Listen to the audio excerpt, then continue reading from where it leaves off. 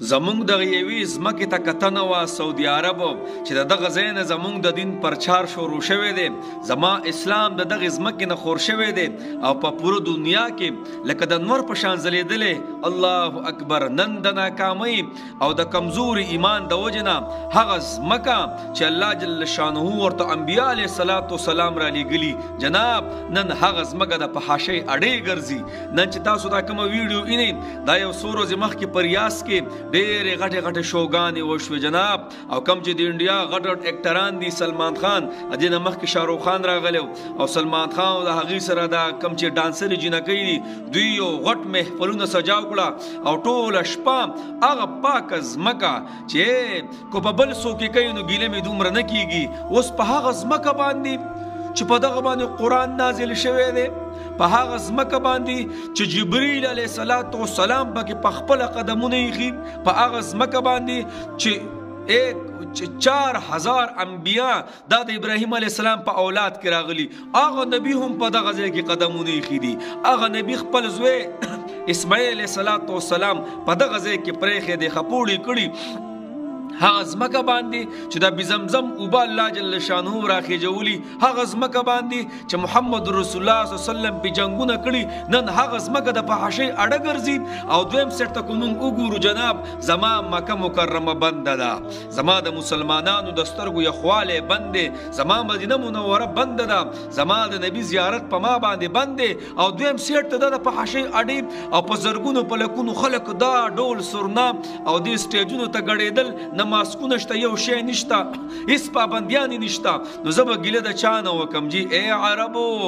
ستاسو خو ډېره عجیبه وینه ده جناب ولې ځان داسې وغورځو تاسو خو جي د ټولو مسلمانانو تا ته کتنه وه ای سعودي عربه نن تم د په حاشۍ په عجیبه محفل کې پرېوتې او لاړې ځان دې توی کو او دا اکټران ته راولې او ډېر په عجیبه سکیورټي وله غټ غټ سټیجونه سجاوې او دویم سیټ ته دې زما حرم بند کړی دویم سیټ ته زما مدینه منوره بند کړي په ما حج بند دی په ما عمره بند ده کم ځای چې زما د زړه د ټکور دی هغه تا بند کړي او دا ځمکو نعوذ بالله تا کم سیټ ته بوتلی د الله بندګانو دا کم سیټ ته تاسو بوتلا دا کمې سینماګانې پکې تاسو ولګولي آیا څه دې خیال دی چې زما محمد رسول الله صلی الله علیه وسلم جم دی وی او دای لیدلې وی او وی چې دا زما هغه ځمکه ده چې دې ځمکه باندې خو رور ته ولاړلې توره په لاس باندې او سر تې والې پلار د زوی نه سر والې زوی د پلار نه سر والې د تره زامن یو بل ته ولاړو هغه سیټ ته به مسلمانانو او دې سیټ ته به کافرانو نه به د خپل رور خیال ساتو نه به د خپل پلارانو خیال ساتو نه به د خپل یارانو دوستانو خیال ساتو نه د خپل بیبیانو خیال ساتلې په دې ځمکه خو ډېر خونریزي شوې ده په دې ځمکه خو د اسلام دپاره ډېر غټ طاقت او قوت استعمال شوی دی په دې ځمکه خو د فرشتو پوجونه راغلي دي او جنګېدلي د نبي علیه الصلاة والسلام سره په دې ځمکه خو د نبي علیه الصلاة والسلام د خپل وطن نه تلی دی بل ځای ته یې بوتلی دی او نن ته هغه خاوره د دې په حشو خلکو دپاره استعمالې نن دا خاوره د دې اکټرانو دپاره استعمالیږي نن دا خاوره د دې ګانو بجانو دپاره استعمالیږي چې دا لوی لوی فلمي او د الله دشمنان پرې راځي او ډول سرنا پې تا دغه کوي او ټوله شپه دا نوجوانان ښځې او زنانه او دا سړي دې ورته ګډېږي او نوجوانان دې ورته ګډېږي دا ځمکه د دې دپاره ده قسم مې زه ویرېږم بس الله چې موږ سره به څه کوي بس دا زموږ د زوال ابتدایي ورځې دي ښه زما او ستا زوال شروع شو دا عرب چې زما او ستا ورته غټ کتنه ده نن دا عرب هم لاندې پرېوته دا کوم مبارکه ځمکه ده امام مالک رحمت الله علیه ډېر لوی بزرګ لوی شخصیت دی چې غټو غټو باچاهانو به ورله دعوت ورکو امام مالک صاحب به شپې له دې ځمکې له راتلو او وی به چې نه د دې ځمکې نه علاوه زه بل ځای شپه نه کوم امام ابو حنیفه رحمت الله علیه څومره لوی بزرګ لوی عالم دی هغه چې کله لاړی دې ځمکې ته او دې ځمکې خواله لاړلې او حج عمرې له لاړې او جناب ټول خلک له راټولو چې امام صاحب به دلته ډېر غټ ټیم تېروي امام صاحب یو څو ورځې پس وي باز زه ځم زه د دې ځای نه ځم شاګردان یې وایي جناب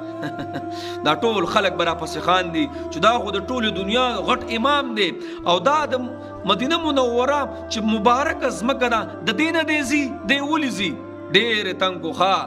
امام صاحب ته وایي سیده بیا مې پرېږدئ او چې ډېر لرې لاړ شمه ولې امام صاحب وایي د کله نه چې زه راغلی ما ډکې تشې متیازې نه دي کړي الله اکبر کبیره. ولې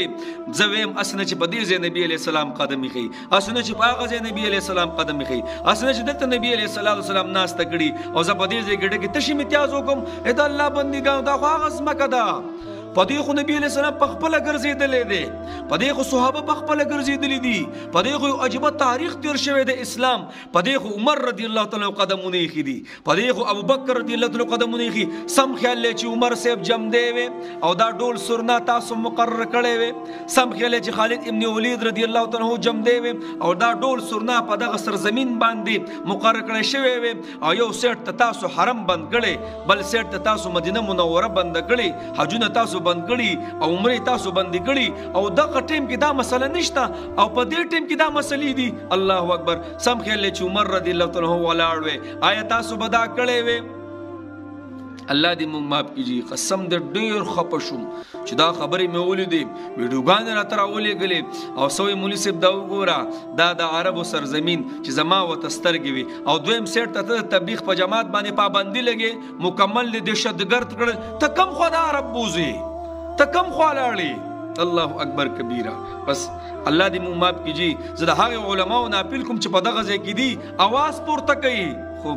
کم ځای کې څوک اواز پورته کولی شي جي؟ د منبر نه یې کوزئ، سر د لاندې راولي، د منبر نه سر د لاندې راوځي، ختمه بیا غیب شیسته. هغه علما په زندګو دي هم الله رحم وکړي، هیڅ نشي ویلی، بس خاموش دي، بس په قلاره باندې دي. ما د پرون یو کس رنګ وکړو، مولي صاحب وایي نن خطبه کې ډېرې عجیبه خبرې وشوې او زموږ هغه امام صاحب ډېر سخت خفه و، خو وایسو مجبور او بس ویلې وینا یې کوله او ډېر مجبور و. وروسته راته بیا په چغو چغو وجړل چې په تبلیغ باندې مکمل پابندي په سعودي عرب کې کېښودله. الله اکبر کبیره. دا وایي دهشتګرد دی او دا جناب وایي دا وایي تنظیمونه دي، بس هیڅ نشو ویلی جي، پته نه لګي چې مخکې به څه کېږي. الله دې په موږ حال باندې رحم وکړي. به دغه سعودي عرب ته م کتنه وه، هغه م لاړی بل خوا لاړی، بس الله دې موږ معاف کړي.